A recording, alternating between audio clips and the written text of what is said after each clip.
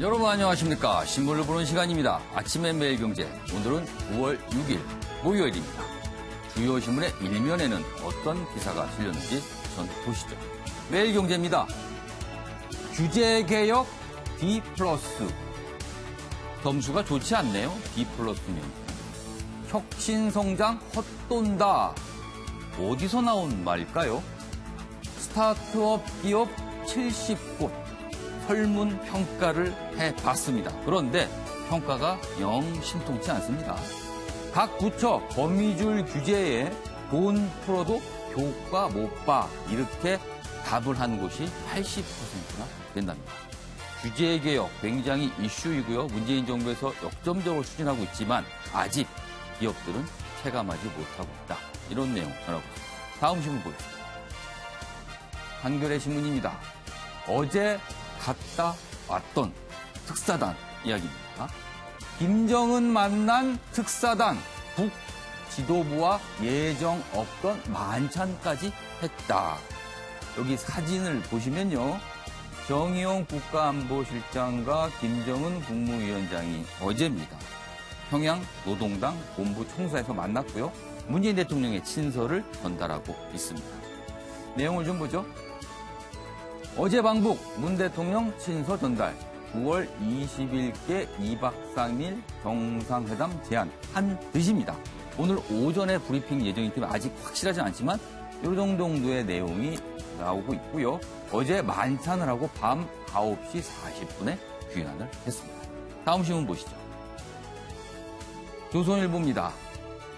역시 최근에 아주 뜨거운 이슈, 부동산 문제, 집값 문제 역시 또 일면에 등장했습니다. 과천 선바위역, 의왕 청계역, 경기도 8곳 4만 가구 공급할 계획이다. 이런 기사가 실려있네요. 정부는요, 추석 전에 구체적인 후보지를 공개하고요. 아파트 분양 원가 공개도 추진한다. 이런 얘기까지 나오죠. 자고 일어나면 대책이 나옵니다. 다음 신문 보시죠. 경향신문입니다. 이쪽으로 좀 가보겠습니다. 카톡 메시지도 전송 취소된다. 그동안 온 국민이 거의 다 쓰고 있는 이 카톡 메시지. 그런데 한 번 보내면요.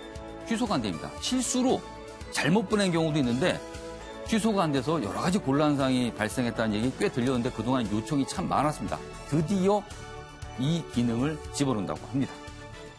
상대 채팅창서 삭제 기능 도입합니다. 오늘 업데이트가 이루어진다고 합니다. 모두 받으시면 되겠습니다. 오늘 저와 함께 신문을 보실 네 분 소개해드리겠습니다. 먼저 윤영걸 전 매경닷컴 대표 나오셨습니다. 그리고 김간호 계명대 교수, 이경환 변호사, 김윤철 경희대 교수 나오셨습니다. 안녕하세요. 안녕하세요. 자, 제가 신문 쪽으로 이동을 했습니다. 1시간 동안 본격적인 신문 보기 출발하겠습니다. 역시 가장 큰 뉴스입니다. 특사단 얘기입니다. 사진 아까 보셨던 사진이 여기 또 있고요. 제목은 이렇습니다. 특사단 김정은 만나 평양 정상회담 조율 이렇게 되어 있습니다. 그런데요. 어제 특사단이 가서 어떤 내용의 합의를 해가지고 왔을까 가장 궁금합니다. 오전에 브리핑 예정이지만 일단 어제 밤부터 많은 언론사들이 취재를 했거든요. 그런데 일단 추정할 수 있는 내용들이 조금 있습니다. 여기 보면요. 문정인 청와대 통일외교안보 특보, 대통령 특보입니다. 이분은요. 사실은 뭐라 그럴까요? 어떤 길목을 딱 지키면서 얘기를 하면 들어맞는 경우가 참 많았습니다. 그래서 이 발언이 그렇게 가볍게 들리지 않습니다. 어제 한 행사에서 이런 얘기를 했습니다. 핵신고 약속만 해도 종전선언 가능하다 제안한 듯 어제 특사단이 이런 내용을 합의하고 왔을 것이다. 제안을 했고 제안을 받았을 것이다. 이렇게 추정을 했습니다. 오전에 브리핑이 있는데 맞는지 한번 지켜보도록 하겠습니다. 관련 기사 더 있습니다. 경향신문입니다. 도착 후 2시간 안 걸려 김 위원장 면담. 북한도 빠른 협의 의지를 보인 것이다. 이렇게 평가를 했습니다. 예정에 없던 만찬까지 11시간 40분을 북한에 머물렀고요. 그리고 문재인 대통령은요. 밤늦게 관저에서 특사단으로부터 방북 결과를 보고 받았답니다. 이미 이제 청와대 내부에서는 방북 결과를 알고 있는데 아직은 언론에 공개를 하지 않은 상황입니다. 옆에 기사도 하나 더 보죠. 미국에 보내는 김정은 메시지 이번에도 가지고 왔나. 특사단이 뭔가를 어제 가서 제안을 했고 김정은 위원장이 뭔가를 다시 답을 했을 겁니다. 그 답이 과연 무엇인가? 미국에 보내는 김정은의 메시지인데 과연 이번에도 가지고 왔을까? 이렇게 기사를 쓰고 있네요. 두문불출하던 김 위원장 나타나 비핵화 전향적 메시지 가능성이 있고요. 북측과 예정이 없던 만찬까지 한 걸 두고 청와대는 분위기 나쁘지 않았다. 이렇게 긍정적 평가를 합니다. 오늘 정상회담 일정 등 브리핑할 예정입니다. 그리고요, 하나 관심사는요. 어제 특사단은 일단 공식적으로 5명이지만 수행한 실무진이 6명이 더 있었습니다. 이 6명은요. 방북길에 동행을 했는데 이들 중 1명은 청와대와의 연락 업무를 담당한 것으로 보입니다. 그리고 나머지 그럼 5명은 어떤 역할이 있을까요? 굉장히 중요한 역할을 뭔가 했겠죠. 그래서 조금 더 성과가 있을 것이다라는 기대를 하게 됩니다. 자, 그리고 가장 관심 왔던 문재인 대통령의 친서. 일단 문친서 김정은과 만날 명분을 제공했고요. 그리고 내용은 비핵화의 당위성과 의지를 담았을 듯하다. 이렇게 설명을 하고 있습니다. 자, 그럼 여기서요. 먼저 어제 상황 영상으로 준비했습니다. 보고 이어가죠.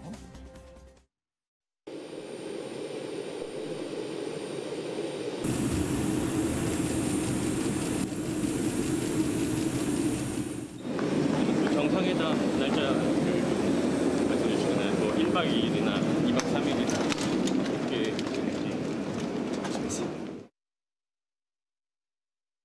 네, 어제 상황을 영상으로 봤는데요. 김관학 교수님.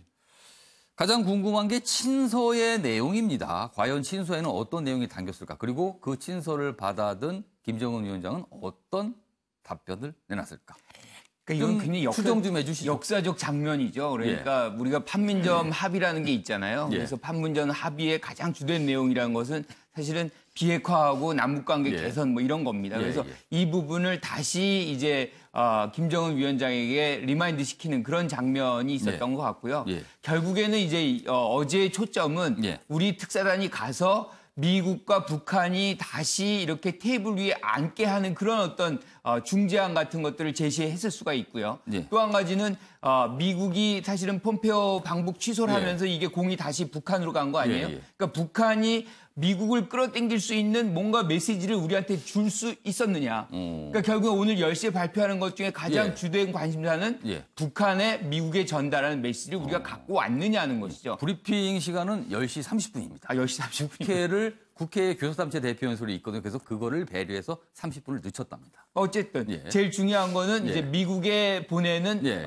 트럼프 대통령이 보내는 북한의 메시지가 어떤 거냐. 그러니까 예, 예. 결국에는 폼페오의 재방북을 이끌어낼 수 있는 그 메시지인 것이죠. 폼페오 장관이 갈 수 있는 어떤 명분과 계기. 그렇죠. 그거는 결국 이제 종전선언과 비핵화 이제 예. 핵시설에 대한 어떤 리스트 이거를 어떤 식으로 이제 서로 교환하느냐의 문제. 그러니까 결국에 선후의 문제 갖고서 지금 이게 틀어진 것이기 때문에 예, 예. 그걸 단계별로 간다거나 뭐 여러 가지 안들이 있을 거예요. 그런데 저는 뭐 지금 어제 김정은 위원장이 나왔다는 거는 예. 미국이 수용할 만큼의 어떤 얘기들을 좀 전달하는 수 있지 않나 그렇게 그렇죠. 좀 북한에서 긍정적으로 보고 최고 싶습니다. 결정자니까요. 그렇죠. 문정인 특보의 말대로 뭔가 리스트를 제출할 수 있다는 그런 의지를 보여줬다.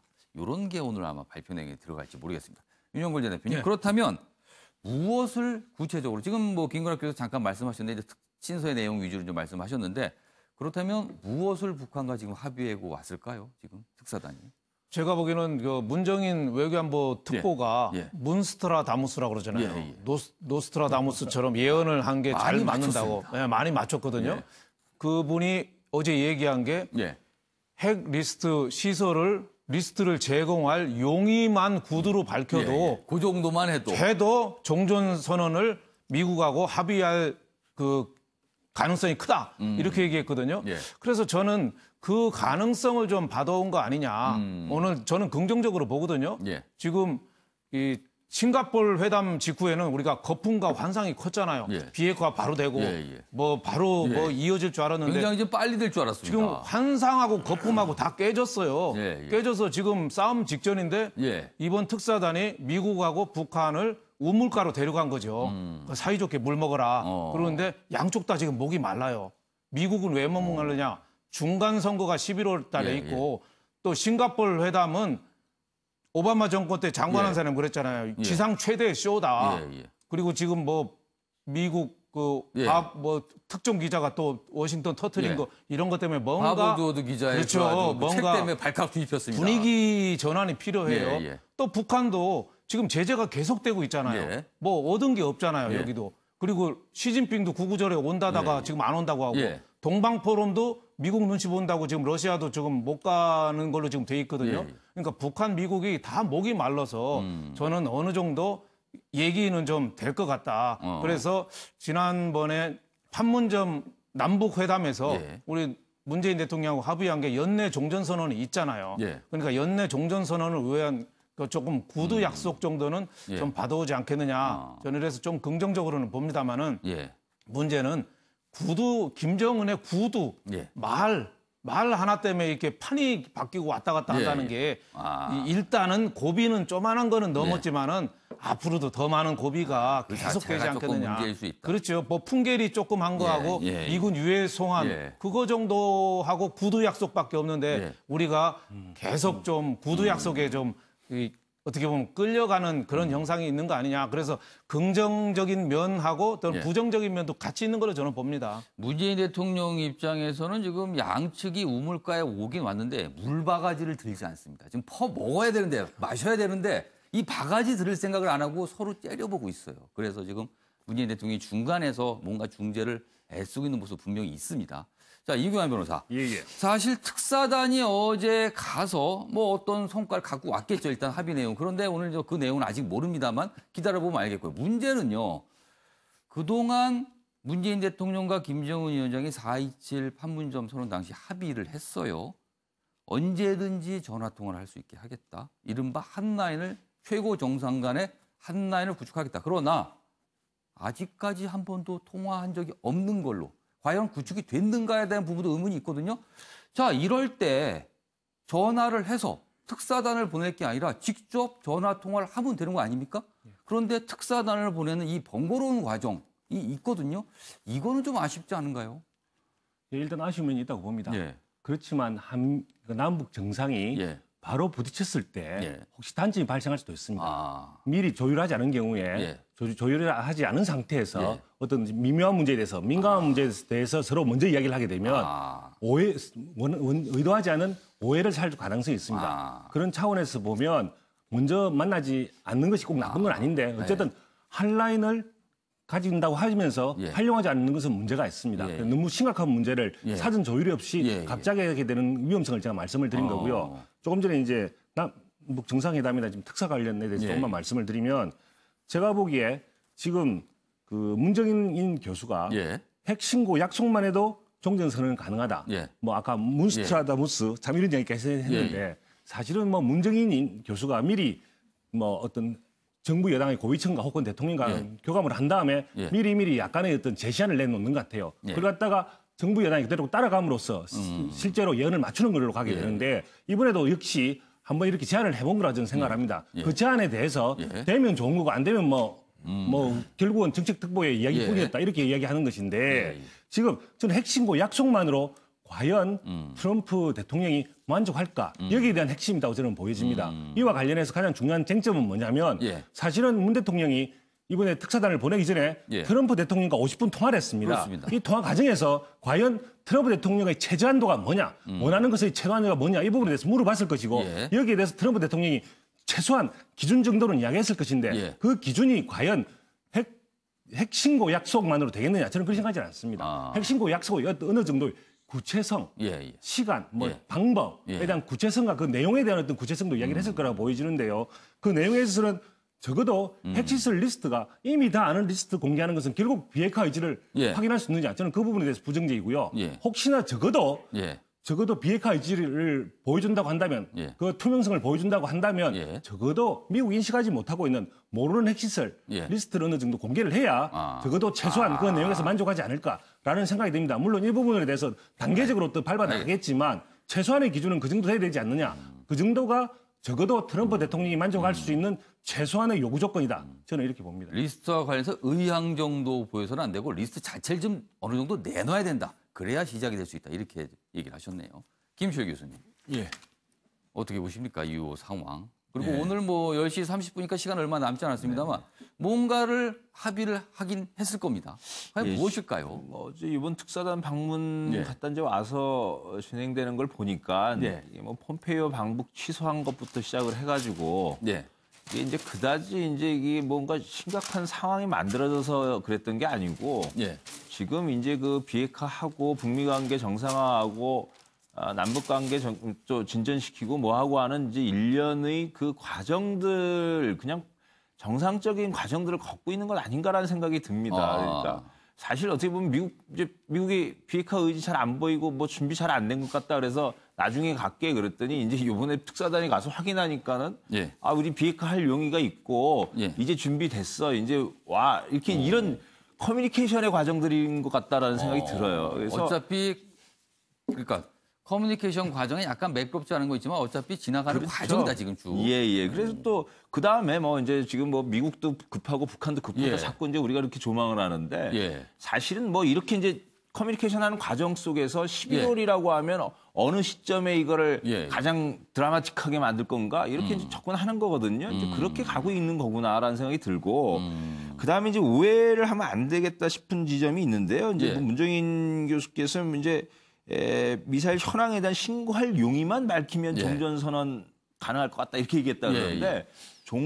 정확하게는 종전선언에 대해서 예.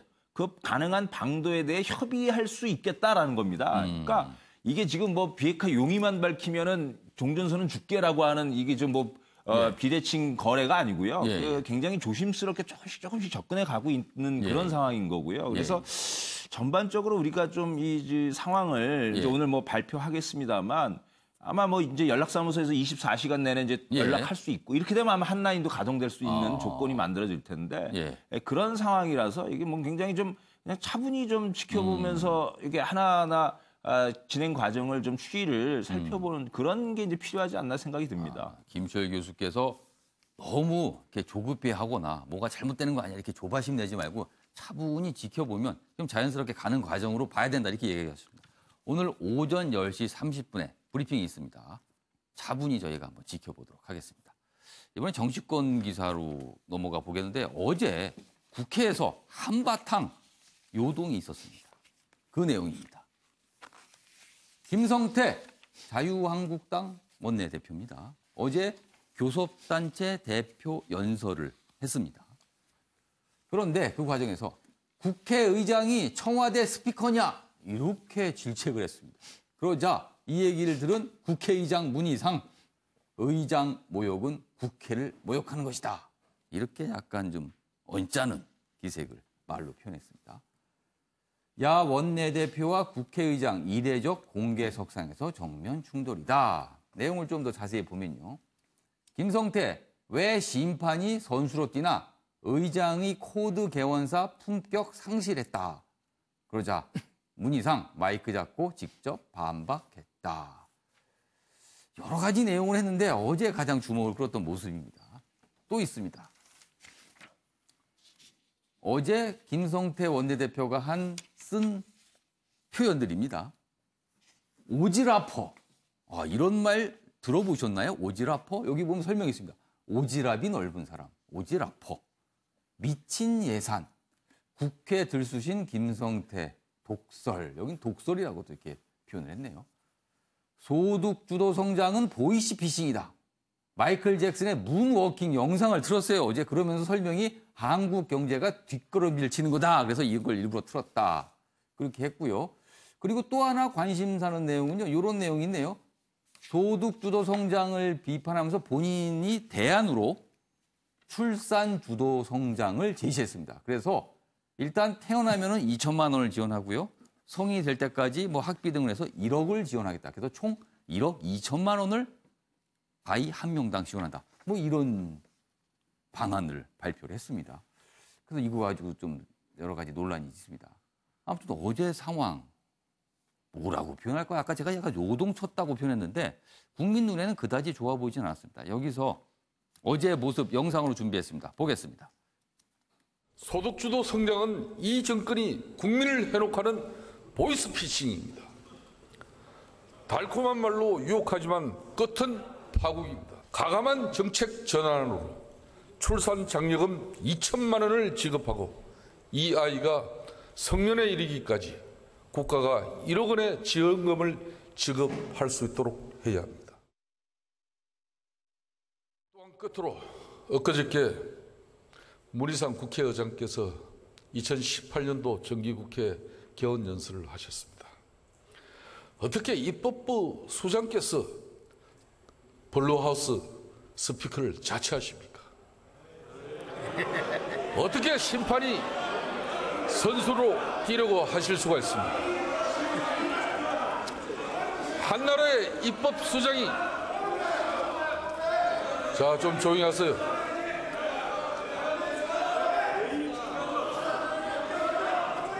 김성태 원내대표님 수고하셨습니다. 따끔한 충고 잘 들었습니다. 내 정치 인생 통틀어서 국회가 국회다워야 된다는 주장을 하는 의회주의자입니다. 제 의회 의장 임기 동안 청와대나 정부의 말에 휘둘리는 그런 일이 있으면 제 정치 인생을 몽땅 다 걸겠습니다. 그런 일은 없어요. 국회의장을 모욕하면 국회의장이 모욕당하는 게 아니라 국회가 모욕당한다는 사실을 간섭 깊이 명심해 주시기 바랍니다. 오늘 회의는 이것으로 네, 윤정골 대표님. 네. 두 명이 등장했습니다. 그리고 여러 가지 얘기를 두 분이 했습니다.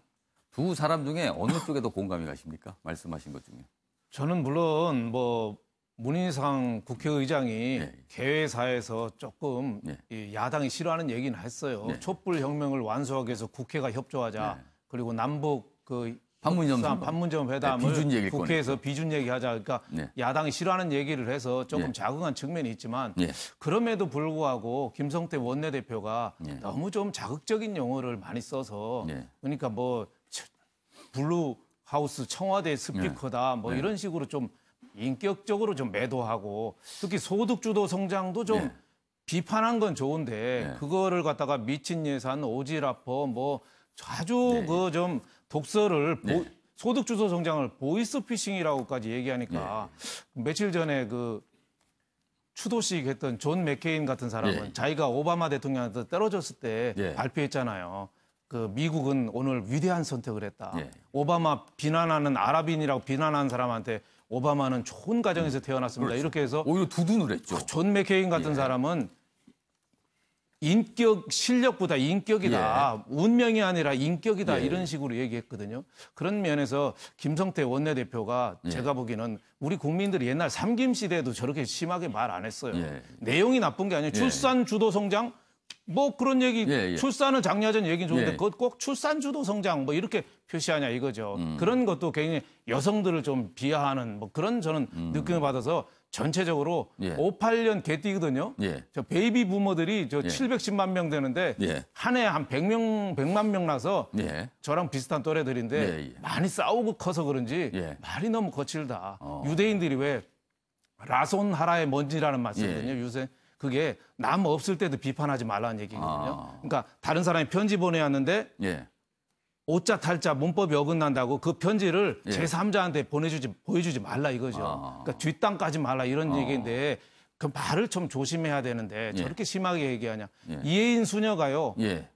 화가 났을 때 어떤 말을 해야 되냐고 예. 본인이 고민을 많이 하다가 결론을 내린 게 제일 화났을 때 쓰는 말 자기가 결정했대요. 뭡니까? 보통 일이 아니에요. 보통 일이 아니에요. 아, 뭐 이 그럼 정도 말로만 해도 그럼 그분이 보통 일이 아니에요. 뭐 엄청나게 그러니까 화가 났다는 거네요. 김성태 원내대표가 더 부드럽고 예. 내용은 아주 강하게 하면서 예. 부드러운 말을 쓸 수 있었는데 저 정도 얘기밖에 못하나 해서 예. 저는 홍준표 대표도 그런 말 때문에 인기가 많이 떨어졌거든요. 예. 뭐 기차가 가도 개는 예, 짖는다는지 뭐 이런 바퀴벌레는 예, 이런 예. 험한 얘기해서 했는데 김성태 원내대표 저는 어제 점수를 아주 저는 박하게 줍니다. 알겠습니다. 내용은 뭐 얼마든지 예, 비판해야죠. 소득주도 성장, 문희상 국회의장 예, 예. 똑바로 해. 뭐 출산 뭐 많은데 예. 저렇게밖에 표현 못하느냐 저는 이 생각이 듭니다. 이규환 변호사, 지금 윤영골 전 대표께서는 표현 때문에 내용이 오히려 가렸다 이렇게 평가를 해주셨는데 어떻게 보세요?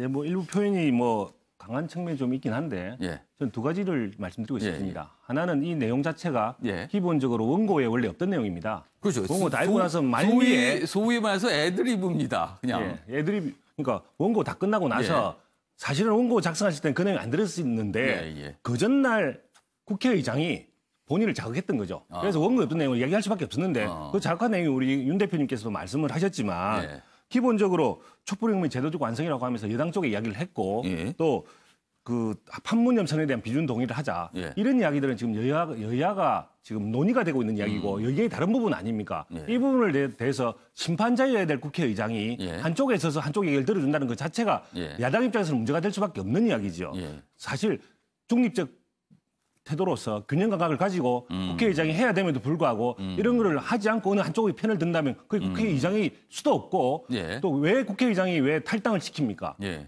정파에 관여하지 마라. 가능하면 자율적으로 해결하게 만들어야 된다. 예, 예. 그리고 국회 내에서 여당, 야당, 당적이 있는 분들이 서로 논의를 통해서 결과가 나오는 것이지 예, 예. 심판자가 무당파인 심판자가 어느 한쪽의 편을 들 경우에는 예. 오히려 그 협상이 깨지게 되는 법입니다. 예, 예. 그런 차원에서 본다면 국회의장이 오히려 먼저 아주 적절하지 못한 행동을 하게 된 것이죠. 그 부분에 대해서 원고가 아닌 말미에 이야기를 한 것에 불과합니다. 그런데 거기에 대해서 오히려 여당 의원들이 예. 자리에 앉아서 야유하는 것 자체가 예. 그 태도도 잘못된 것에 대해서 분명히 지적을 해야 됩니다. 예. 그래도 사실 여당 대표가 이야기할 때 과연 야당이 먼저 했느냐 그런 건 전혀 없었거든요. 그런 차원에서 본다면 그런 여당 의원들의 태도도 문제를 삼아야죠. 알겠습니다.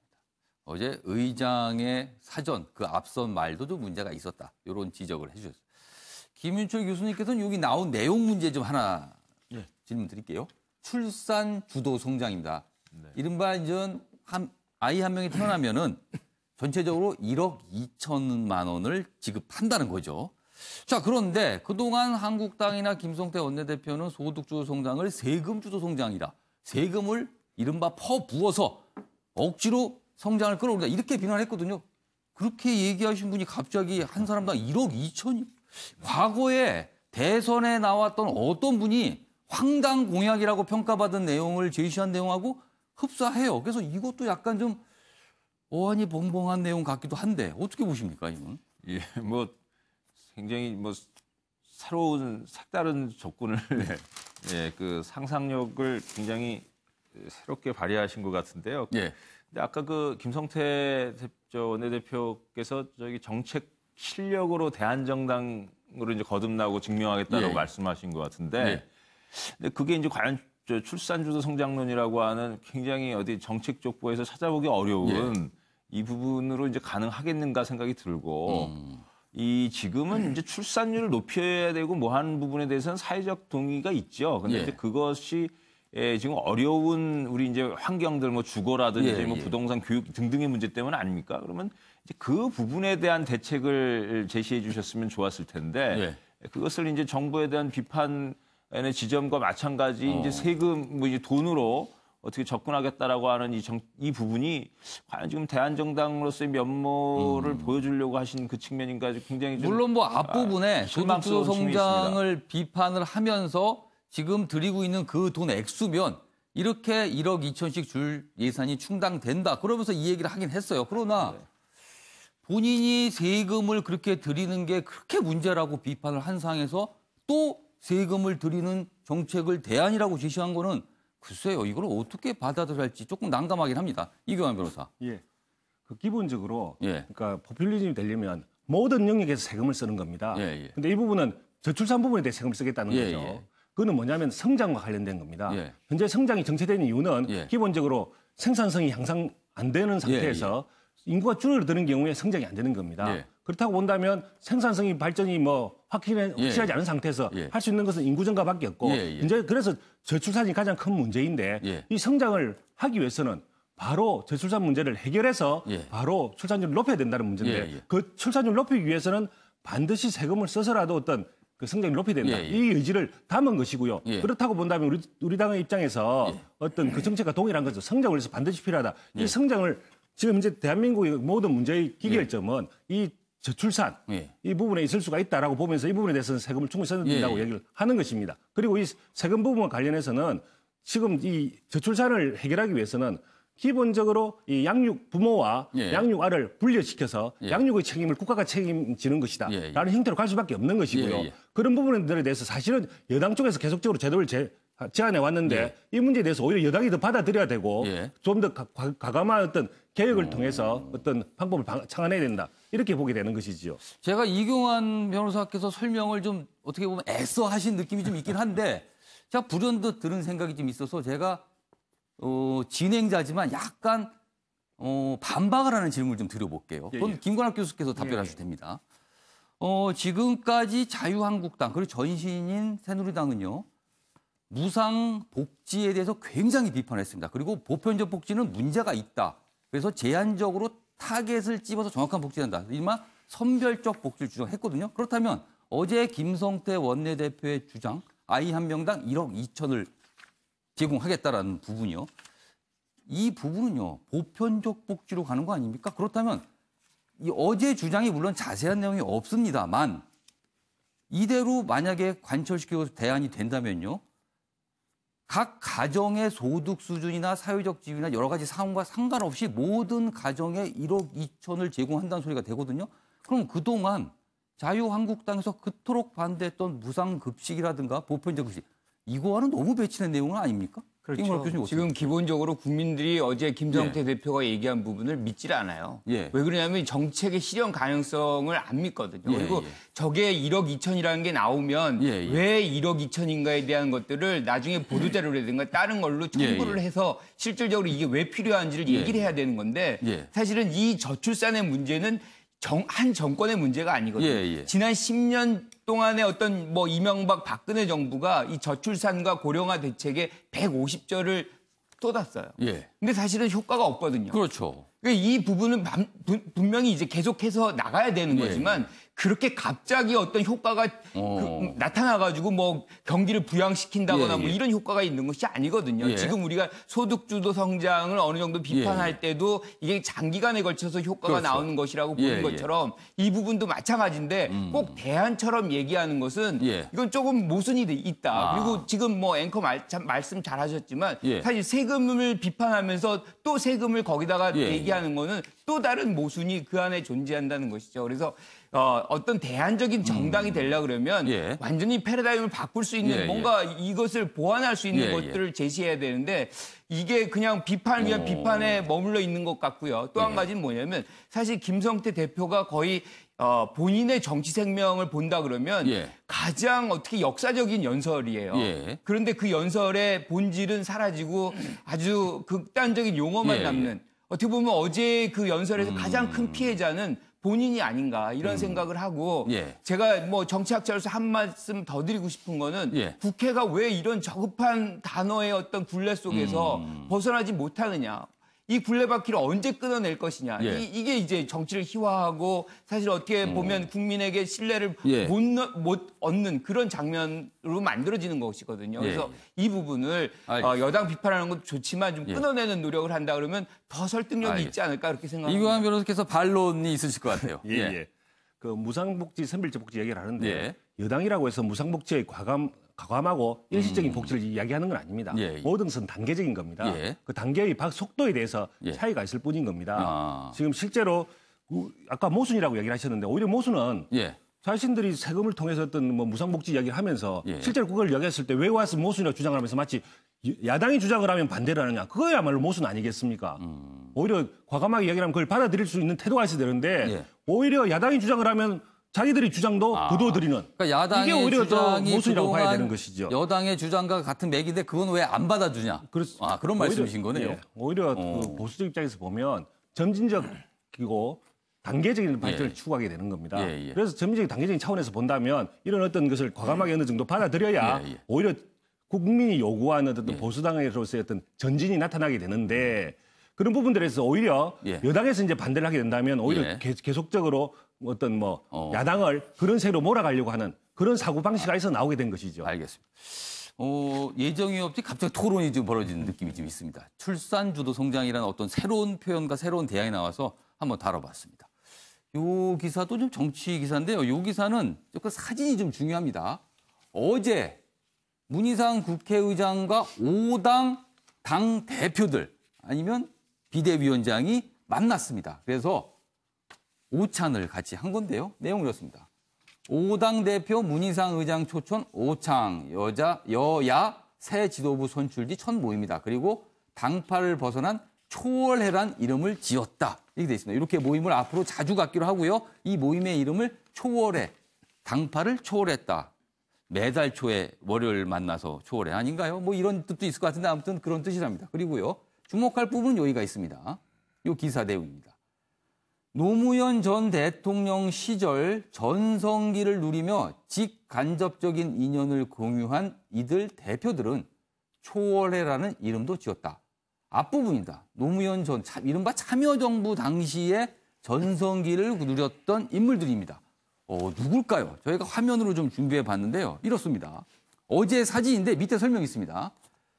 일단 맨 가운데 있는 문희상 국회의장, 참여정부 당시 청와대 비서실장입니다.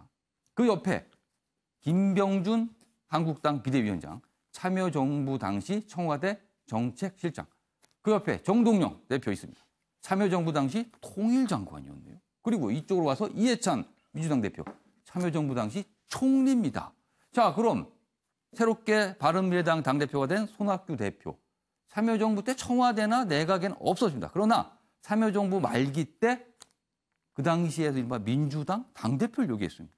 그렇다면요, 어제 모인 6명 중에 무려 5명이 참여정부 때 이른바 전성기를 누렸던 인물. 글쎄요, 이거는, 김관학 교수님, 이거는 어떤 의미를 좀 가질까요? 저는 뭐 두 가지로 보는데 첫 번째는 이 보수의 퇴화다. 그러니까 보수가 그만큼 이제 영향력을 잃었다고 보는 거죠. 한동안은 또 참여정부가 끝난 다음에는 사실 야권까지도 김종인 전 대표 같은 경우는 사실은 보수 쪽 인사 아니겠습니까? 이런 식으로 뭔가 퇴화가 될 경우에는 그 상대되는 어떤 진영에서 사람을 모셔오고 이런 장면들이 벌어지는데 이번에도 똑같이 이런 장면들이 벌어져서 이른바 보수 성향의 정당에도 참여정부 때 인물들이 들어가서 지금 당대표를 역임하고 있는 거예요. 그렇죠. 그렇게 해서 이제 당을 다시 이제 혁신시키고 뭔가 국민들에게 어필할 수 있는 그런 공간을 열어보는 그런 역할을 하는 것이고 또 하나는 지금 뭐 여러 당들이 사실은 어떻게 보면은 과반의 정당이 없어요. 과반의 정당이 다당제를 하고 있기 때문에 지금 사실 구심력이 각 당이 없는 거죠. 그래서 실질적으로 조금 더 역량이 검증된 사람들을 모으다 보니까 또 이런 분들이 같이 이제 또 모이게 되는 장면이 벌어지지 않았나 이렇게 생각합니다. 알겠습니다. 이 세상이 조금 좀 바뀌고 여러 가지 활동하는 인물들의 이런 모습도 좀 바뀌었다. 이런 느낌이 좀 들긴 하네요. 자, 윤정걸 전 대표 하실 말씀 있으실까요? 네, 나는 저게 저렇게 그 옛날 민주당 출신들이 저렇게 여야를 막론하고 다 올드보이들이 지금 나타났잖아요. 그 원인 중에 하나가 저는 청와대의 거의 굉장한 독주, 이게 저 사태를 어느 정도 만드는 측면도 있다고 봐요. 예를 들면 더불어민주당의 추미애 전 대표가 청와대 그 입김에서 거의 투명인간 취급받았잖아요. 거의 뭐 보이지도 않았잖아요. 그리고 청와대에서 하는 거의 뭐 독대도 한번 못할 정도로 하다 보니까 그런 반발 심리 이런 게 또 이해찬 대표를 등장시켰고 다른 당에서도 올드보이들 손학규 대표나 뭐 다들 김병준 대표나 어떻게 보면 청와대의 지지율을 등에 업은 독주가 저런 사태를 좀 만들어놨다고 저는 생각하거든요. 그래서 지금 저렇게 모인 게 저거는 문재인 정권에서는 꽃놀이패일 수도 있지만 저게 또 부메랑으로 돌아올 수 있다. 어떻게 보면 저런 꽃놀이패가 어디 있습니까? 청와대에서 법안을 지금 내놓은 거 규제 완화라든지 이런 게 다 해준다잖아요. 야당 다 해준다잖아요. 손학규 대표 뭐 안 해준다는 사람이 없잖아요. 저기 모인 사람 중에. 그런데 지금 어디가 반대합니까? 규제 완화? 인터넷 은행 규제 완화라든지 뭐 의료 원격 의료 누가 반대합니까? 여당 쪽에서 더불어민주당에서 나오고 반대해요. 그것도 3명이 반대해요. 박영선 의원하고 재윤경 의원하고 뭐 성북구 의원 1명 셋이. 그런 면에서는 제가 보기에는 청와대에서부터 우선 힘을 빼고 당에 좀 힘을 실어주고 그리고 우선 청와대부터 좀 소통과 설득에 좀 나서야 되는 저게 큰 기회이자 위기일 수도 있다. 알겠습니다. 옛날에 박근혜 정권이나 이명박 정권 때 YS도 옛날에 외환위기 전에도 그렇고 많은 법들을 국회벽에 맞아서 하나도 야당이 못하게 했잖아요. 예. 근데 지금 야당이 다 해준다니까 이런 전 큰 알겠습니다. 기회가 저는 없다고 봅니다. 네. 이경환 변호사. 예. 네, 짧게 부탁드립니다. 시간이 금방 갔습니다, 지금. 저 사진 속에 하나의 이질적인 요소 말씀을 드리겠습니다. 예. 참여정부 다 맞는 이야기인데 예. 사실은 우리 손학규 당대표는 예. 그 이전에 그렇죠. 한나라당에서 네, 온 사람이죠. 할당을 해서 이제 옮겨갔죠. 오히려 이제 반대쪽 입장이 예, 예. 되는 거죠. 그런 차원에서 보면 약간 이질적인 요소가 있는 예, 예. 거고요. 뭐 그 당시에 참여정부 때는 맞고 예. 그리고 우리 그 김관원 교수님께서 뭐 보수의 쇠퇴 이런 예, 이야기 하셨는데 뭐 좀 맞는 이야기라고 생각하고 예, 있습니다. 예. 과거에 뭐 친노가 뭐 패족 이런 이야기하면서 그때 예, 진보의 쇠퇴가 있었기 때문에 예. 당연히 뭐 지금은 좌파가 득세를 하는 것은 맞는 이야기인데 예. 지금 아까 우리 윤영걸 교수님 대표님께서 말씀을 하셨지만 예. 이 기회에 지금 여당이 제대로 하지 못하면 역시 마찬가지로 뭐 좌파도 역시 쇠퇴하게 될 것이다. 저는 이렇게 보게 되는 것이죠. 자만해서는 절대 안 된다. 예. 그래서 가능하면 국민의 인정받는 정치나 그 경제를 해서 예. 오래 가기를 바라는데 그게 안 될 경우에는 언제든지 다시 바뀌게 될 것이다. 저는 이렇게 말씀드리고 싶습니다. 그러니까 현 정부에게는 큰 기회지만 그 기회 뒤에 또 위기가 있다라는 거. 그래서 기회를 잘 활용해야 된다. 요 말씀을 좀 하신 거죠? 지금 당부도 하시고. 그렇습니다. 알겠습니다. 이번엔 국제 기사 볼 텐데요. 꽤 우리는 관심이고요. 미국은 발칵 뒤집힌 내용입니다. 보겠습니다. 워터게이트 특종 기자가 폭로한 백악관 뒷담화 파문. 워터게이트로 유명하죠? 그 특종으로. 밥 우드워드. 저서를 냈습니다. 책 이름이 공포, 백악관의 트럼프. 이런 내용인데요. 깜짝 놀랄 만한 내용들이 막 엄청나게 담겨 있습니다. 하나하나 소개하기도 참 내용이 너무 많은데 일단 소개해 보겠습니다. 이런 내용도 있습니다. 트럼프 취임 뒤 북 선제 공격안 지시. 계획을 마련해 갖고 와라. 이렇게 지시를 했대요. 그리고 올 초엔 한반도에 왜 자원 쓰나. 그러니까 주한미군에 관련된 얘기죠. 주한미군 필요성 의문을 제기했는데 이런 트럼프의 대통령의 짐을 받은 매티스 국방장관. 대통령 초등생 같다. 이렇게 또 비난했다는 얘기도 실려 있습니다. 그리고요. 트럼프 책상 위에 한미 FTA 탈퇴 서한이 있었는데 참모가 막으려 몰래 치웠지만 치운 것도 몰랐답니다.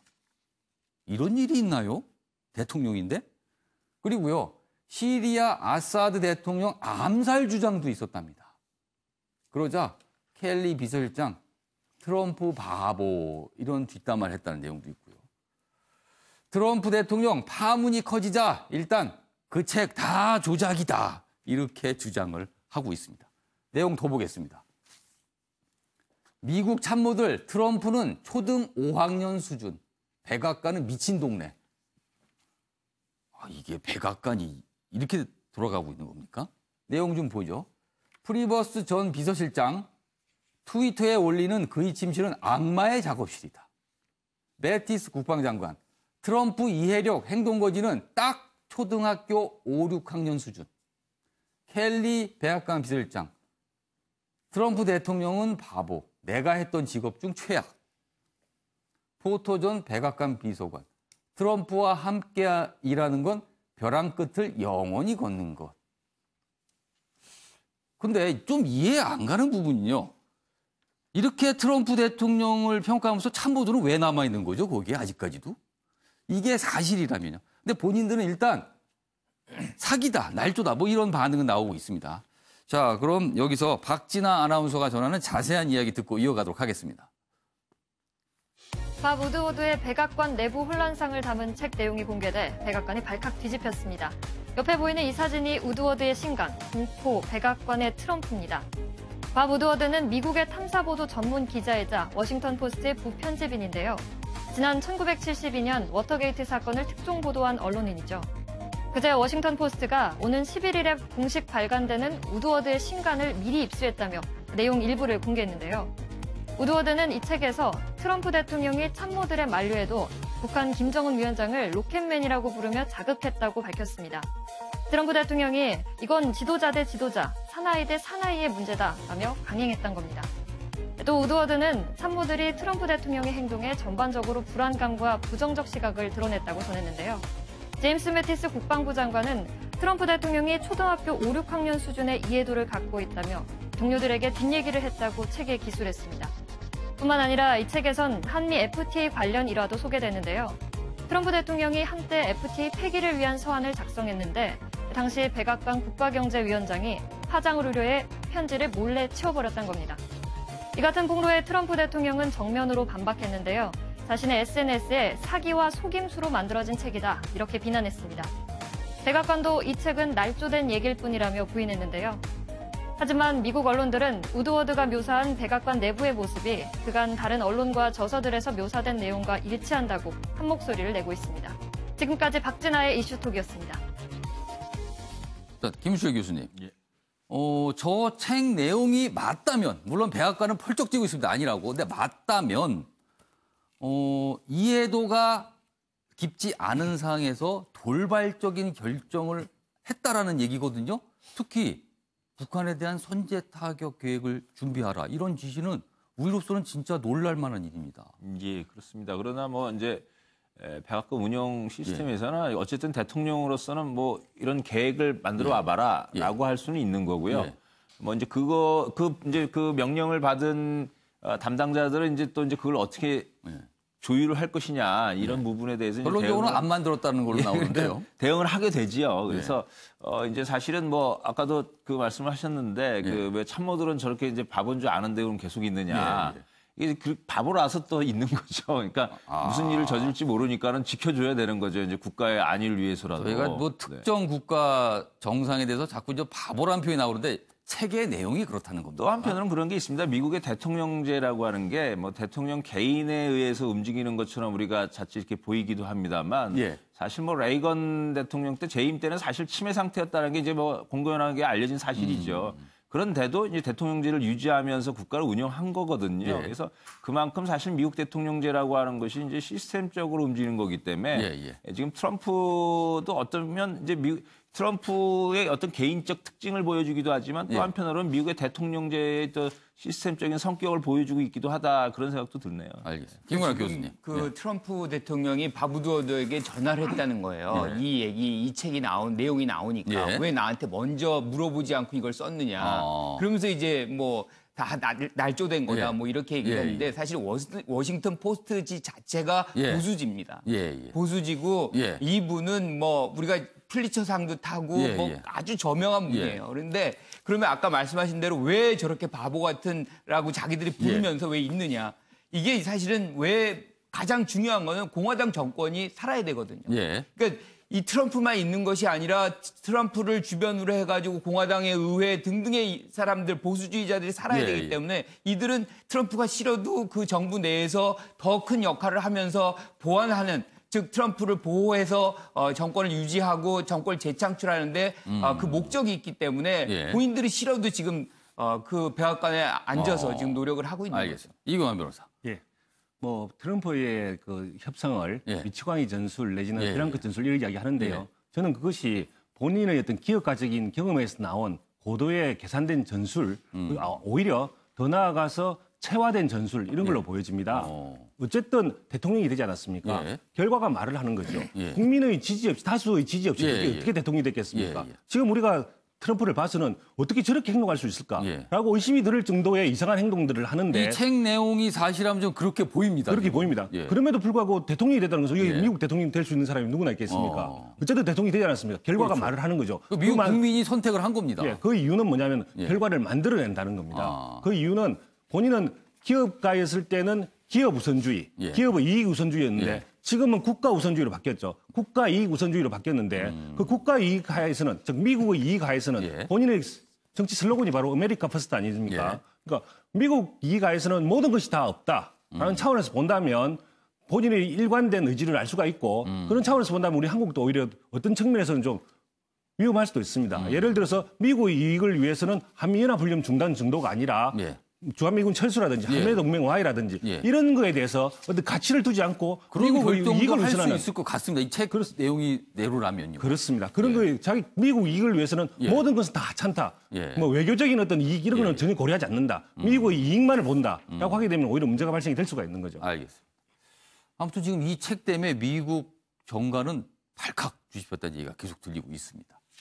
이번엔 일본 지진 피해 얘기가 좀 있는데요. 태풍 제비에 난타당한 일본. 밤새운 3,000명 간사이 공항 탈출. 언제 다시 열릴지는 막막. 간사이 공항에서 지금 빠져나가는 사람들 모습이고요. 태풍 피해로 일본의 자동차가 이렇게 물에 휩쓸려서 이 모양이 됐습니다. 근데 문제는요. 이 공항이 타격을 입어서 하루 평균 2,300톤 화물 수송도 멈춰서 일본 경제에 큰 타격을 예고했다. 이렇게 돼 있습니다. 그렇다면 이 간사이 공항이 왜 이렇게 물이 차올랐을까요? 여기 있습니다.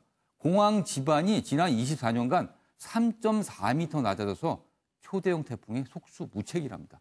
전반적으로 일본 땅이 침하되는 상태인데 이것도 단적으로 드러나는 얘기가 아닌가 싶습니다. 자, 이번에는 신문에 실린 사진 몇 장 보도록 하겠습니다. 이쪽으로 이동해서 사진 보시죠. 네. 화면에 사진이 좀 늦게 올라오네요, 지금. 네, 이 사진입니다. 수능 바로미터 9월 모의평가 어제 있었습니다. 영어 6월보다 어려웠다. 이렇게 돼 있습니다. 서울 서초고의 학생들이 모의평가 시험을 치르고 있는 모습인데요. 수능 얼마 남지 않았습니다. 힘내시기 바랍니다. 다음 사진 보시죠. 자, 식판이 나왔습니다. 밥입니다. 일단 이 밥의 가격이 1,000원입니다. 여기 나오신 네 분 패널 1,000원이면 이 정도 가격 어떻다고 보세요? 괜찮다고 보시죠? 1,000원의 가격이 이 정도가 나오면 굉장히 저렴합니다. 이유가 있습니다. 이게 성균관대 학교 식당에서 나오는 1,000원인데요. 요즘 학생들 여유가 없어서 밥값 대기도 벅찬 학생 많거든요. 그렇다 보니까 동문들이 기부금을 모아서 그 돈으로 학생들의 식비를 보조하고 있답니다. 그래서 원래는 2,500원인데요. 학생들이 1,000원에 먹을 수 있도록 가격을 학교 내렸고요. 그 부족분을 기부금으로 받았답니다. 동문들이 밥값을 좀 보탠 거죠. 저희 학교 홍보도 좀 한번 하고 가시죠. 거기 나오셨습니까? 저희 학교도 지금 사회대 같은 데서는 예. 시험 기간에 예. 선배들이 1학년, 2학년 후배들에게 예. 이렇게 1,000원을 밥을 줘요. 예. 그러니까 이거는 이제 위에 선배가 예. 아래 선배들 공부 열심히 하라고 이렇게 예. 주는 건데 예. 이런 거는 뭐 사실 우리 잘할 때만 해도 이런 전통은 없었죠. 예. 그런데 새로운 어떤 공동체 의식이 여기 발현되는 거 아닌가. 요런 이른바 1,000원 학식인데요. 2012년에 순천향대에서 시작이 됐고요. 지금 뭐 서울대나 부산대 도입이 돼서 점점 퍼져가고 있는 추세랍니다. 이런 분위기 좋습니다. 동문 기부할 동문들이요. 기부금 낼 맛이 나는 이런 모습이 아닌가 싶습니다. 자, 그럼 다음 기사 좀 보겠습니다. 이번엔 사회 기사인데요. 꽤 논란이 되고 있는 두 가지 사안을 저희가 준비했습니다. 시간이 빨리 가고서 속도를 내보도록 하겠습니다. 다른 특수학교 건립된 또 무엇을 주려고 강서구 특수학교 논란이 매듭됐다는 소식 어제 알려드렸는데 완전한 매듭이 아니라 지금 약간 후폭풍이 있습니다. 한방병원 부지를 반대급부로 준다 이런 약속을 했거든요. 그거에 1년 전 무릎보수 학부모들 엄연히 의무교육기관인데 왜 그런 반대급부를 줘야 됩니까? 라고 하고 있고요. 정치권에서는요. 정치적 흥정 대상 아니다. 이런 일 반복될 건데 이거 어떻게 할 거냐 이렇게 비판을 하고 있습니다. 그런데 조희연 서울교육감은요. 아름다운 손잡기였다라고 지금 해명을 하고 있는데 이 해명이 통할지 모르겠습니다. 아무튼 요 건 하나가 있고요. 그리고 또 다른 건이 있습니다. 경찰 쌍둥이 1등 숙명여고 압수수색. 어제 압수수색. 학교가 압수수색 당했습니다. 그리고 내신 불신으로 번져 이렇게 제목을 경향신문에 내고 있습니다. 교장실부터 아빠인 교무부장 집까지 수사를 했고요. 학교 측 부실 해명, 학부모 촛불 집회가 일어나고 있습니다. 입시 공정성에 대한 의문이 일고 있는 거죠. 어제 압수수색을 했다는 얘기가 있고요. 그리고 더욱더 약간 여론을 자극한 거는요. 학교 측 설명입니다. 어떻게 그렇게 1등을 할 수가 있느냐라는 설명의 학교 측은 자매는 흔히 말하는 내신 스타일이다.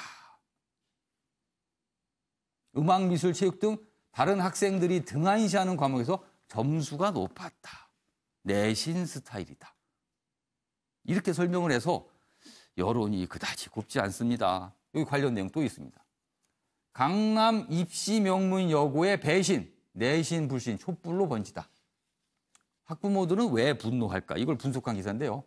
이 학교가요, 전국 여고 중 서울대 최다 합격 이런 학교인데 내신 지옥으로 불리는 학교랍니다. 그래서 전교 100등이 1등으로 가는 건 사실상 불가능하다는 평가가 나오는 학교인데 어떻게 이런 일이 벌일 수가 있는가? 이렇게 나오고 있습니다.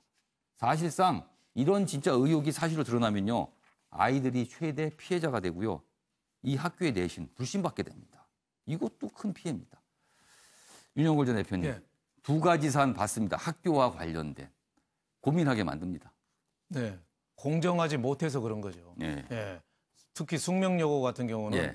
공정하지 못한 게 예. 너무 보이는데 예. 그거를 어떻게 내신 스타일이다. 예. 그 숙명여고 있는 데가 어떤 데입니까? 도곡동에. 예. 거기가 대전 산다 뭐 이런 말이 있잖아요. 대전 산다. 예. 그게 무슨 말이냐면 대치동 전세 산다를 대전 산다고 그걸 하거든요. 대전 산다라고 합니다. 같은 강남이라도 압구정, 청담, 예. 반포하고 예. 저 대치동, 도곡동하고 또 달라요. 아. 저쪽은 교육을 해서 아주 그냥 그 허리띠 졸라매고 그 열심히 뛰는 엄마들이 어떻게 보면 애들 매니저까지 해가면서 그 하는 그 그 교육부예요. 문제 때문에 거기가. 집값이 또 연관이 되는 곳입니다. 그거랑 아주 예민한 예, 예. 그 동네가 거기죠. 예. 그 학원가도 많고. 예. 근데 몇백 등 했던 애가 거기서 예. 갑자기 1등 했다? 예. 근데 그 아이가 이렇게 높은 거를 학교에서는 내신 스타일이라 그렇다? 예. 옛날 박종철 군 그 고문치사 했을 때 예. 탁 치니까 억 죽었다는 말하고 비슷하죠. 그걸 누가 믿겠습니까? 예. 그러니까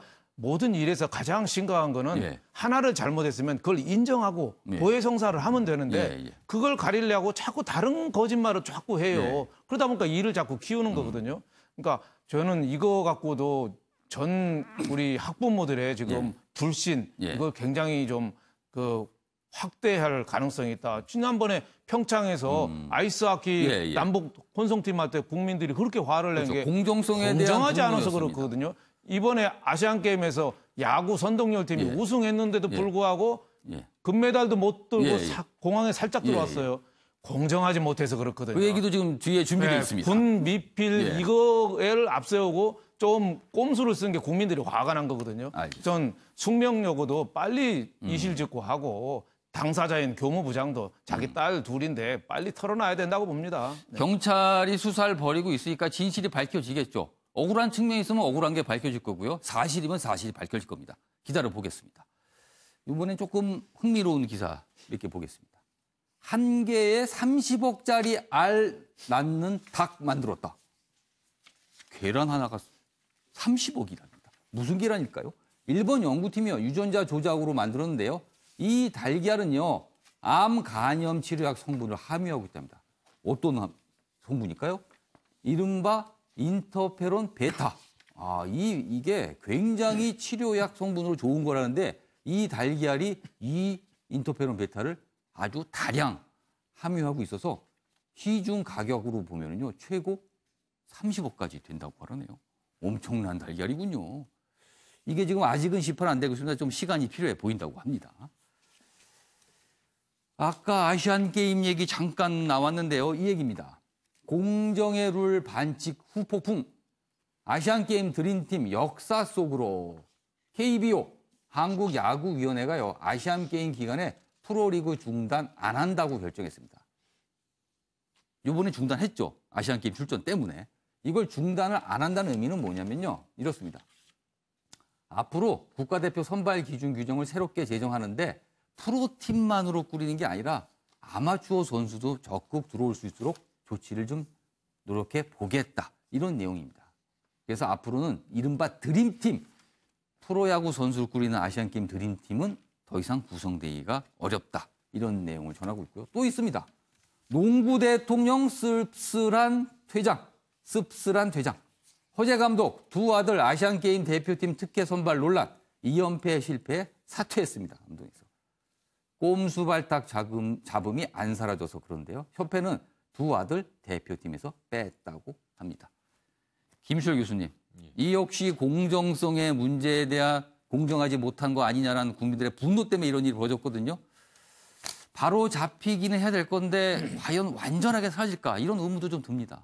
글쎄요, 뭐 무슨 우리가 이제 공정성 얘기를 많이 하긴 합니다만 예. 이제 뭐 그 상당히 좀 뭐 너무 많이 쓰는 그런 경향은 있습니다. 그러니까 예. 뭐 공정함이라고 하는 것이 다 같은 방식으로 진입해야 된다는 것을 의미하는 건 아니거든요. 그렇겠죠. 뭐 그 사람들의 특성이나 이런 부분에 따라서 그 경로들이 다를 수 있는데 예. 그래서 오히려 이제 공정함 뭐 이런 부분이라기보다는 예. 그러니까 이제 그 감독의 그 권한이라고 하는 것을 예. 이제 그 필요에 따라 이제 활용을 해야 되는데, 그러니까 예. 이제 그 가령 허재 감독 같은 경우에는 이제 장신 선수가 필요하다고 했는데 단신인 아들을 이제 뽑은 거거든요. 예.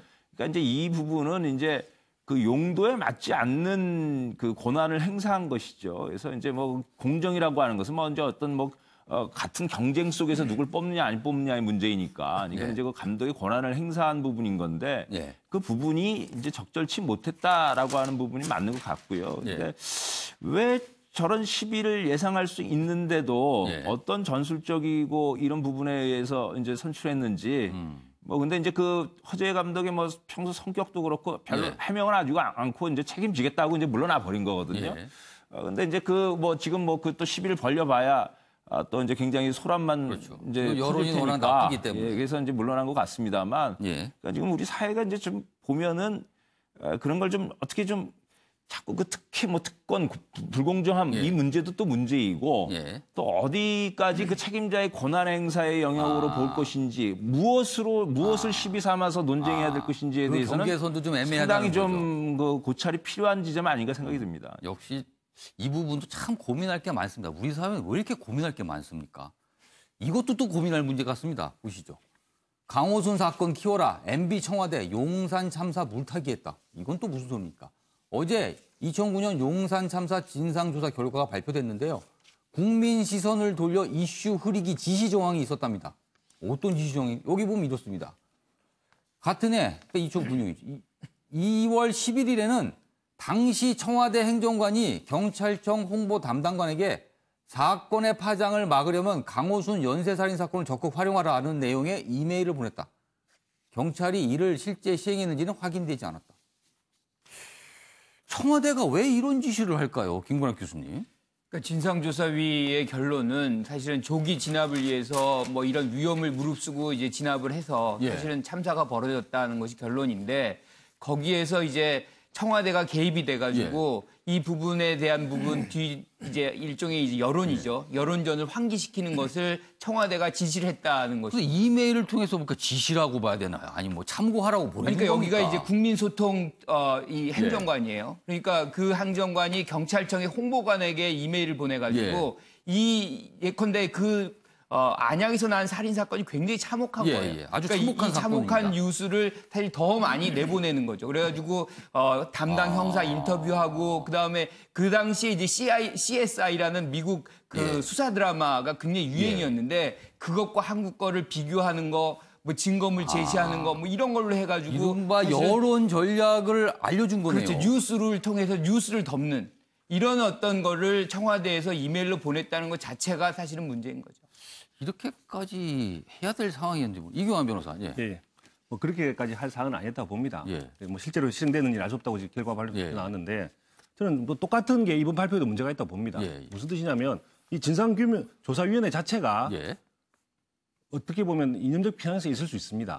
그러니까 전 정권을 조사하기 위해서 새로 꾸려진 위원회죠. 예. 거기서 이야기하는 것들이 예. 전 정권이 잘못된 것만은 그리고 자극적인 것만을 이야기를 한다. 저는 문제가 있다고 봅니다. 예를 들어서 이 전체적인 어떤 그 용산 참사에 대한 어떤 예. 그 조사에 집중하지 아니하고 예를 들어서 청와대에서 이야기했다는 그런 것만 부각을 시켜서 얘기를 한다든지 그런 걸 지금 너무 이런 좀 부분들은 부각을 시킨다. 이 부분들은 본질은 아니죠. 용산 참사에 어떤 그 진상에 대해서는 예, 예. 본질은 아니고 부차적인 건데 예. 오히려 그렇죠. 예. 어쨌든 그렇기 구체적인 때문에 내용을 너무 부각시켰다. 그 말씀을 하시려고 그런 거죠. 예, 그렇습니다. 그런데 그 뭐 그런 것만을 너무 부각시키고 하는 태도 자체가 어떻게 보면 전 정권에 대해서 만약 예를 들어서 가장 중요한 것은 어떻게 보면 그 똑같은 잣대를 가지고 현 정권에 대해서 똑같이 진상조사를 한다든지 이런 게 이루어진다면 아무 문제도 없습니다. 예. 예를 들어 용산 참사에 대해서도 이런 것만 부각하는 것이 아니라 어떤 용산 참사가 뭐 이뤄졌을 때 어떤 제대로 대처한 부분도 있다. 이런 거 동일하게 이렇게 보도가 된다면 아무 문제가 없는데 어떤 강압적인 것만 얘기하는 것이 저는 문제가 있다고 봅니다. 예. 이번에는 시간이 많이 남지 않았는데 경제 기사 그리고 우리 관료들에 관한 얘기가 같이 있는 기사를 보겠습니다. 장하성 청와대 정책실장 언론 인터뷰에서 이런 말을 합니다. 부자들 고가 아파트는 정부가 관여할 이유가 없어. 이거는요, 이렇게 얘기하면요, 서울 강남을 타기로 한 부동산 규제의 부정적인 뜻이 아닌가 이렇게 싶어요. 여기 보면 한 라디오 방송 나왔는데요. 강남에 살아야 될 이유도 없고 거기에 삶의 터전도 있지도 않다. 모든 사람이 그런 거 아니다. 저도 거기에 살고 있기 때문에 제가 이렇게 말씀드리는 것이다. 이렇게 얘기했고요. 또 고가주택이나 상가에 대한 지역 차이는 시장에서 작동해 가는 것이기에 정부가 다 제어할 수 없다. 그러니까 이번에 부동산 급등, 특히 강남 지역 급등은 정부가 굳이 뭐 할 게 없다라는 그런 뉘앙스로 들립니다. 반면에요. 김현미 국토부 장관은요. 이런 말을 합니다. 집값에 마음 아파 잠도 잘 못 잡니다. 엄청나게 고민입니다. 이렇게 얘기를 하고 있어요. 어떻게 된 겁니까? 이게 두 분의 약간의 분위기가 다른데. 그래서 그런가요? 이런 기사를 중앙일보는 싣고 있습니다. 김동연, 이해찬 당대표, 장하성 부동산 세금 딴소리. 김동연 경제부총리는 점차 개편한다. 반면에요. 이해찬 당대표는요. 종부세 강화한다. 당장 뭘 할 것 같은 분위기로 얘기를 하죠. 그다음에 아까 장하성 정책실장은요. 세금이 능사는 아니다. 이거 어느 장단에 이게 우리가 맞춰야 되는 걸까요? 김건학 교수님. 사실 이 모든 한국의 문제의 근원은 사실 부동산에서 출발하거든요. 왜냐하면 우리의 자산의 80% 이상이 부동산에 시작하기 때문에 어떤 형태로든 이 부동산 값이 오르면 모두 다 행복해지는, 어떻게 보면 모두가 이제 그 누군가를 희생을 시켜가지고 만족해지는 건데, 누군가가 누구냐면 미래 세대예요. 미래 세대는 희망이 없어집니다. 집도 못 사고 더 많이 벌어봐야 어떤 희망도 못 받는 그런 장면을 지금의 기존의 어떤 부동산 가격을 올려서 누군가가 얻는다면 그거는 자식들을 희생시키는 거나 마찬가지이기 때문에 이 부분은 좀 더 엄중하게 생각을 해야 된다고 생각을 해요. 알겠습니다. 김일철 교수님. 예, 뭐 지금 이 경제 라인들은 하여간 좀 이제는 정말 뭘 정리가 필요할 것 같습니다. 그러니까 그 정책 자체를 좀 통일하고 팀워크를 맞춰서 좀 일관된 메시지를 낼 수 있는 이제 그런 부분들이 필요한 것 같아서 빨리 좀 조속한 좀 방침이 필요한 것 같습니다. 요즘에 집값 때문에 우울증 걸리신 분 많다고 합니다. 그분들 정신건강 국가가 책임져야 되나요? 어떻게 할 겁니까? 아침의 매일경제 오늘 신문 보기는 여기까지입니다. 시청해주신 여러분 고맙습니다.